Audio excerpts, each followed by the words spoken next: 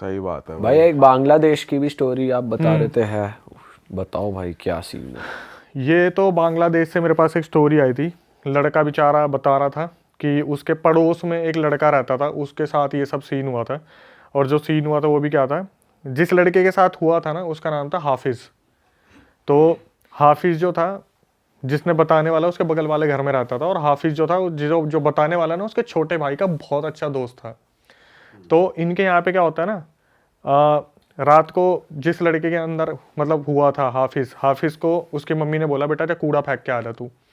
तो ये निकला बाहर और इसने देखा कूड़ेदान तो पूरा पूरा फुल पड़ा हुआ है। शायद बांग्लादेश में होता होगा ऐसा कि बहुत ज़्यादा कूड़ा एक साइड जमा कर दिया। तो इसने क्या करा, देखा कूड़ा अगर ये फेंकेगा तो सारा गिर जाएगा कूड़ा। तो इसने क्या करा, थोड़ा सा आगे चला, देखा एक पेड़ है, वहाँ पर कुछ दिए भी जल रहे थे। इसने इधर उधर देखा, कोई भी नहीं, कूड़ा फेंक दिया उस पेड़ पे। जैसे इसने कूड़े पे एकदम से जैसे इसने पेड़ पे कूड़ा फेंका ना एकदम से, तो इसने आंख ब्लिंक की, इसने देखा इसके साइड में जो लड़का है जो इसका बहुत अच्छा दोस्त है, इसने जैसे ब्लिंक करके देखा, इसने देखा उसकी गर्दन कटी पड़ी है। ओ एकदम से इसे ये विजिबल हुआ। दूसरी ब्लिंक करा ना, वहां पे कुछ भी नहीं था। ये देखता है एकदम से यूं करके कि शायद मेरे को कुछ हुआ है। ठीक है, ये क्या करता है, अपने घर वापस आने की तरफ चल देता है।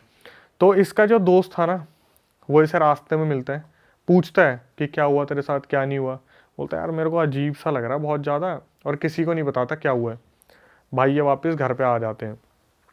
उस दिन वो लड़का जैसे ही घर पे आता है ना, उसकी शादी भी हो रखी है, उसका एक बच्चा भी था। हाफिज़ की शादी हो रखी है और एक बच्चा था। वापस आने के बाद वो क्या करता है, बोलता है अपनी बीवी को कि मुझे पानी पीना है। तो उसकी बीवी बोलती है कि तुम कुछ खा लो ना, पहले खा तो लो, पानी बाद में पी लेना, खाना नहीं है क्या, सुबह से कुछ खाया नहीं है। तो वो जो बंदी है वो उसे बोलती है खाने के लिए। ये बोलता है नहीं नहीं मुझे पानी चाहिए। तो ये 1 लीटर की बोतल लेके आती है, ये पीना शुरू करता है। 1 लीटर की बोतल ख़त्म एक घूंट में। एक घूंट में।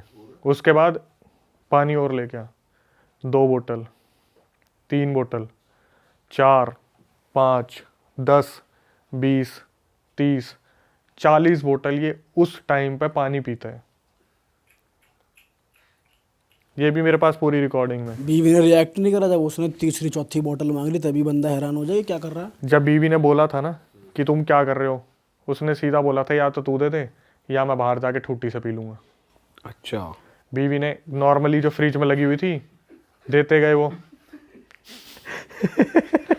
अब भाई तुम ठूटे की चीज को समझ रहे हो। ये इस एक्टिविटी पे हंस रहा है। तू दे दे ये या टूटी टूटी से से पी लूं। पी लूं। सोच पूरे शहर का पानी पी जाता अगला। सोच नलके के नीचे बैठा, आएगा भाई, ये भी बीवी आएगा। कह रही है जा अपनी जो करना कर। अभी तो ये भी आएगा नल के वाला। हाँ भाई प्लीज। तो उसने बोला कि या तो आप मुझे पानी दे दो शांति से, तू मुझे पानी दे दे, वरना मैं नलके से पीना स्टार्ट कर दूंगा पानी को। तो बीवी ने क्या करा, उसके बड़े भाई को बता दिया। तो उसका बड़ा भाई कहीं बाहर रहता था। 2 दिन बाद उसका बड़ा भाई आया। तब तक ये डेली इंसिडेंट चल रहा है कि वो बंदा 40 से 50 बोतल पानी पी रहा है। अच्छा, अगले दिन भी उसने 40 से 50 बोतल पी है, उससे अगले दिन भी 40 से 50 बोतल पी है।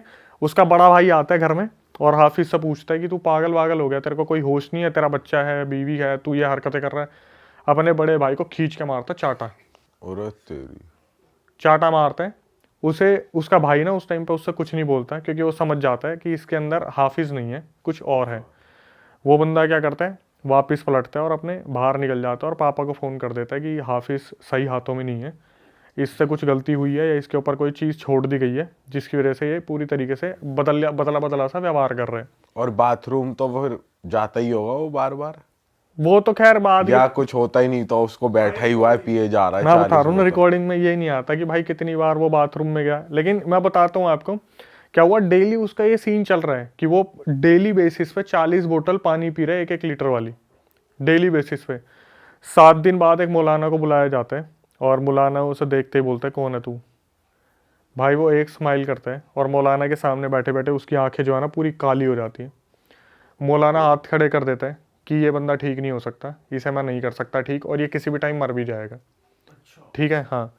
ये 7-8 दिन की पूरी इतना होता है तो क्या होता है, इसको पानी देना बंद कर देते हैं। मौलाना बोलता है भाई इसे या तो पानी देना बंद कर दो, इसकी बॉडी फटफुट आ जाएगी, ये पी कैसे रहा है किसी को समझ नहीं आ रहा। तो ये क्या करते हैं, उसकी बीवी ना सारे पानी वानी फ्रिज में से सब गायब कर देती है।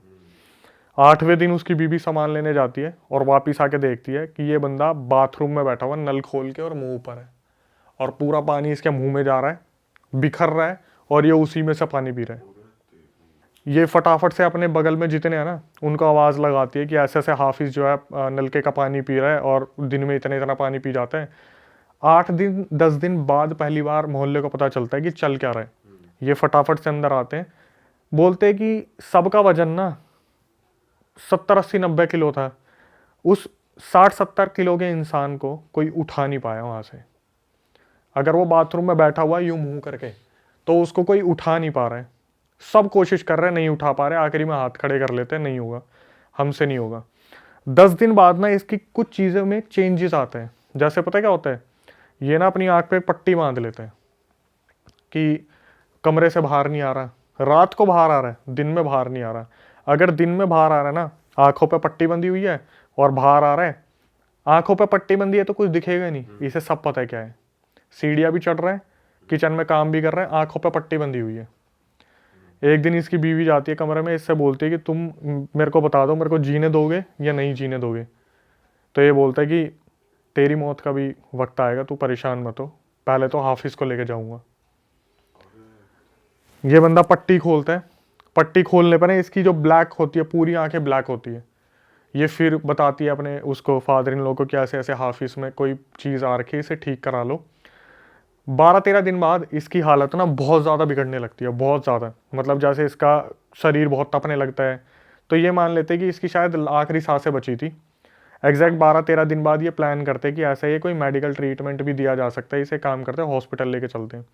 तो एक डॉक्टर को बुलाते हैं, उसके 2 इंजेक्शन लगवाते, 2-3 इंजेक्शन बेहोशी के। हालांकि जो इंसान है वो एक में भी मूर्छित हो जाता बुरी तरीके से।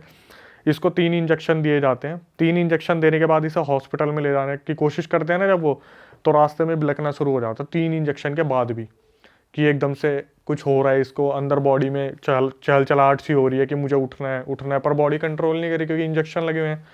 हॉस्पिटल में लेके जाते हैं, डॉक्टर देखते क्या हुआ इसे, तो ये डॉक्टर को पूरी बात नहीं बताते, बोलते कि इसकी तबीयत ख़राब है 12-13 दिन से। एग्जैक्ट 14th डे था, वहाँ लेके जाते हैं उसे, और क्या करते हैं, सारे रिलेटिव्स होते हैं वो बाहर होते हैं, इसके मुंह पे मास्क बांध देते हैं, ऑक्सीजन मास्क। और डॉक्टर नर्स ना सिर्फ फैमिली से बात करने के लिए आए थे कि इनकी बॉडी में ब्लड नहीं दिख रहा हमें, ठीक है, हाँ ब्लड नहीं दिख रहा है।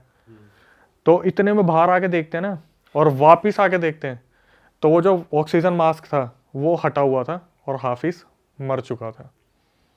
अच्छा, अब क्या हुआ, इसके बाद फैमिली वाले बहुत ज़्यादा डिस्प्यूट करने लग गए कि लड़का भी हम लेके आए थे, वो मर कैसे गया, हम सही सलामत लेके आए थे, ऐसे था वैसे था। उस दौरान फिर बांग्लादेश में पुलिस में केस भी दर्ज हुआ था कि ऐसे ऐसे जो है इनने हॉस्पिटल हॉस्पिटल वालों ने कुछ कर दिया, मतलब हाँ हॉस्पिटल वालों ने हमारे लड़के को जान से मार दिया, ढंग से ट्रीटमेंट नहीं दिया। इसके बाद आई पोस्टमार्टम रिपोर्ट। पोस्टमार्टम रिपोर्ट खोली गई तो उसमें डॉक्टर ने अनाउंस किया ये लड़का 14 दिन पहले ही मर चुका था। अरे बाप रे।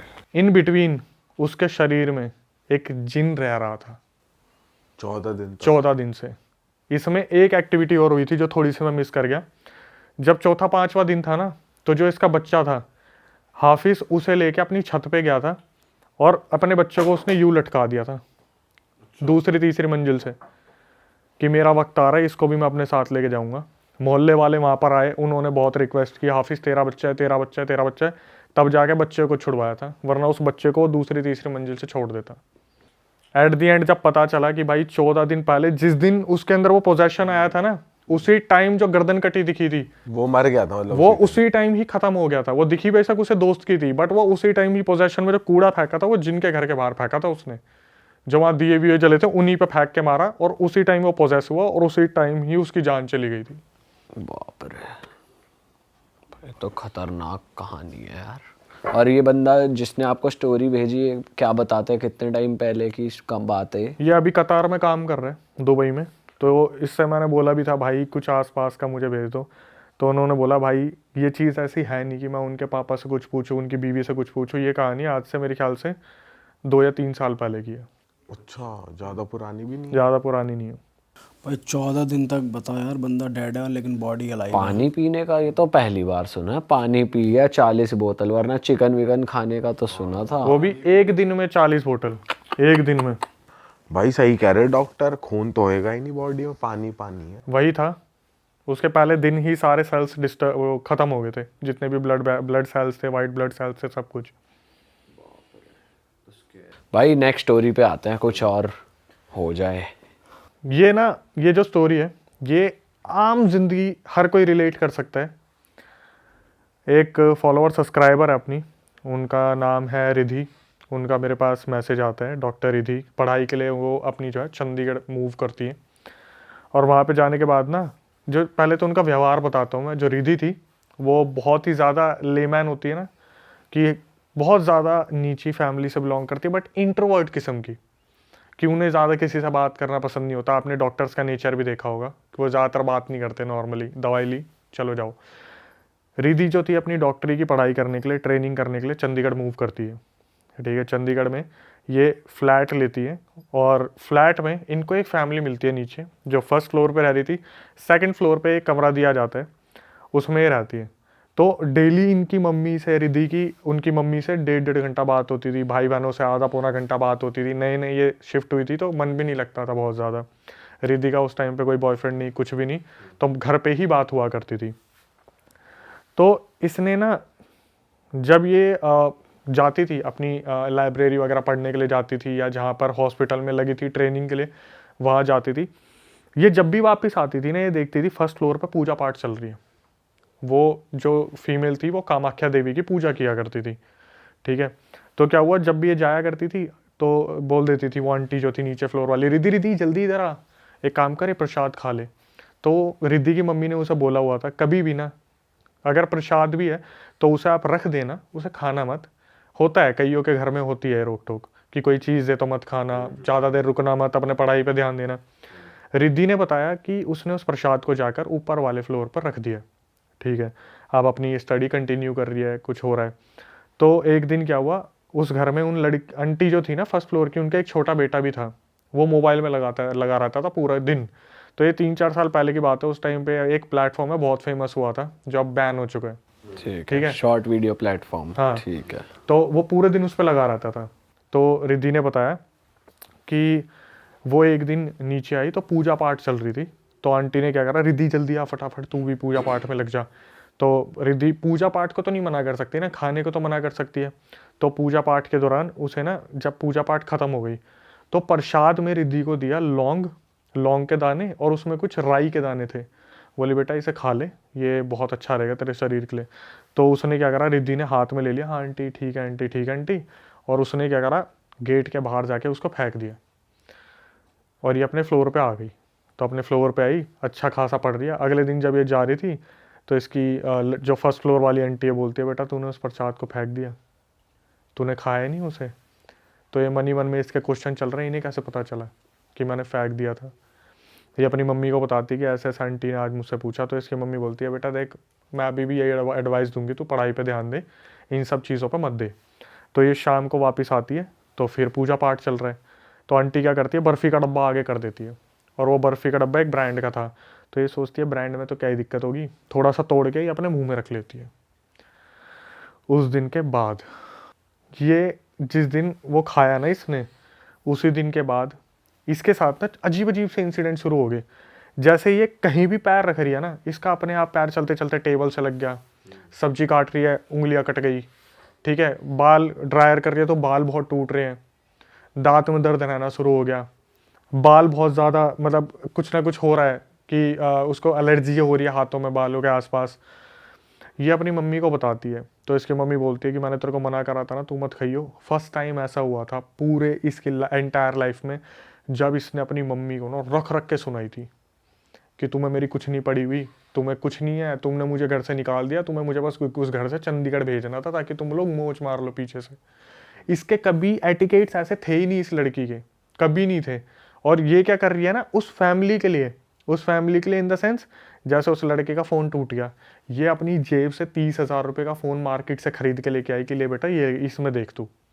और अपने भाई बहनों को गालियाँ दे रही है कि तुम मत पढ़ना, तुमसे पढ़ाई नहीं होगी, तुम कुछ नहीं करोगे, निठल्ले हो तुम, निठल्ले, इस परिवार में मैं ही डॉक्टरी करके डॉक्टर बनूंगी, और माँ बाप ने तो मुझे वैसे ही भेज दिया, मम्मी फ़ोन कर रही है। इसने अगले 8-10 दिन के लिए सबको कनेक्शन अपने घर में ख़त्म कर दिया, और ये नीचे वालों के पूरे इन्फ्लुएंस में। मतलब वो बोल रही है ना कि हमारे ऐसे ऐसे एलईडी ख़राब हो गया, तो क्या हो गया आंटी, मैं लेके आऊँगी ना, आप भी तो मेरी मम्मी जैसे हो। एलईडी खरीद के लेके आ रही है, उसके बच्चे को फ़ोन दे दिया, कभी हेल्प के लिए 30,000 रुपये दे दिए, कभी 1 लाख रुपये दे दिए, अपनी सारी सेविंग दे दी। अब क्या हुआ, बीच में आया कोविड। कोविड के टाइम पे जो ये इंटर्नशिप कर रहे थे, इन लोगों को एक होटल असाइन कर दिया था कि आप लोग फैमिली के साथ नहीं रहोगे, क्योंकि आपको पक्का कोरोना इफेक्ट करेगा और फैमिली तक आ सकता है। जब ये बंदी उस होटल में मूव हुई ना रहने के लिए, तो धीरे धीरे 8-10 दिन में चीज़ें इसको समझ में आने लगी कि मैं ये कर क्या रही हूँ यार, मैंने अपनी फैमिली में सबसे इतना ज़्यादा कट ऑफ कर दिया। और इसने जब बैंक बैलेंस देखा कि ये 3-4 लाख रुपए लेके आई थी, मात्र 30,000 रुपये रह गए। अगर वो नीचे वाली अपने घर में भंडारा करवा रही है तो इसने 50,000 रुपये दे दिए, इसने 60,000 रुपये दे दिए, कोई कथा करा रही है तो 10,000 रुपये दे दिए। इसको रियलाइज़ होता है कि मैं अभी तक कर क्या रही थी। ये रोती रोती अपनी मम्मी को फ़ोन करती है कि मम्मी मैंने आपको बहुत गलत बोला है। उसकी मम्मी बोलती है कोई नहीं, तू एक काम कर, थोड़े दिनों के लिए घर आ जाए। इसका ये बताती है कोविड चल रहा है, कोविड में घर तो मैं आ ही नहीं सकती, मैं इस फील्ड में हूँ। भाई इसको इसकी मम्मी ने बोला तू एक काम कर, तेरे कोई नोन में है ना सिद्ध, तो तू उनसे बात कर। इसने मेरी वीडियो देख ली, ठीक है, कि मैं बता रहा हूँ भूत प्रेत के बारे में ऐसे ऐसे, और पॉडकास्ट देख लिया अपने बाबा के बारे में। तो मेरे पास कॉल आया। अब यहाँ से ना एक झटका, मेरे पास जब कॉल आया ना इसका, तो ये बोली हेलो अक्षय, पीछे से एक ब्लर आवाज़ आ रही है, हेलो अक्षय, एको हो रहा है। एको हो रहा है। अच्छा, मैंने इसे बोला ये कितने टाइम पहले की बात है? ये अभी 3-4 दिन पहले की बात है। बट कोविड तो कब चल रहा था? उसके बाद ये सब जब होता आ रहा है, अभी भी हो रहा है उसके साथ? अभी भी हो रहा है। तो वो अभी भी अपने मकान मालिक के खर्चे कर रही है, या उस उससे टाइम side रियलाइज हो गया? उससे साइड हो गई।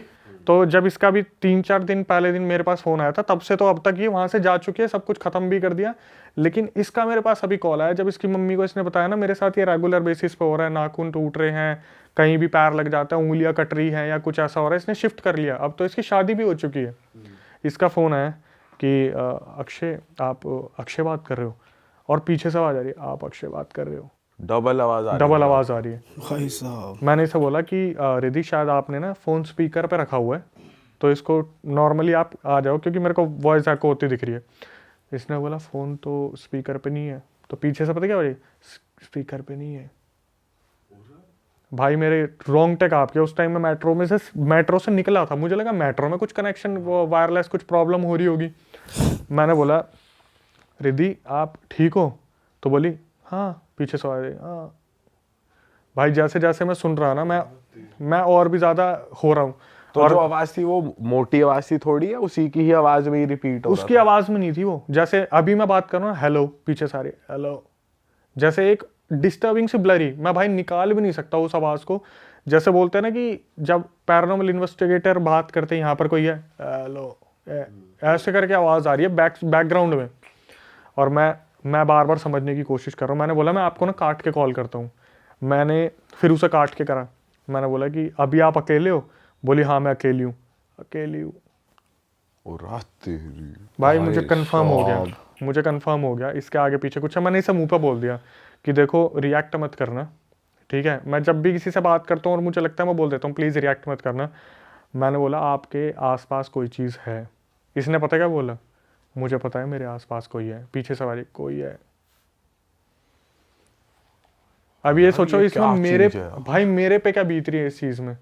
और कि मेरी तो किसी और 2 लोगों से बात हो रही है, लेकिन फ़ोन एक को मिला है।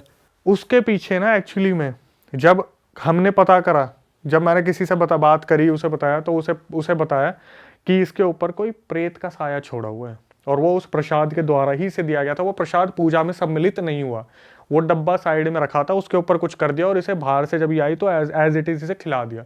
लेकिन जब भी मैं उससे मैं इतना डर गया था ना, मैं सच बता रहा हूँ, भरी मेट्रो स्टेशन पे उतर के इतनी भीड़ के बीच में मैंने पता क्या बोला था, मैं आपसे बाद में बात करता हूँ, मैं अभी बात नहीं करूँगा। जब भी मैं इससे बात कर रहा हूँ ना, ये मेरे को बोल रही है कि मेरे साथ ऐसा हुआ, पीछे से ऐसा हुआ, इस तरीके से। लास्ट कब बात हुई आपकी? मेरी अभी मुश्किल से 4-5 दिन पहले बात हुई है उससे, और यही आवाज़ आ रही थी। यही आवाज़ आ रही थी।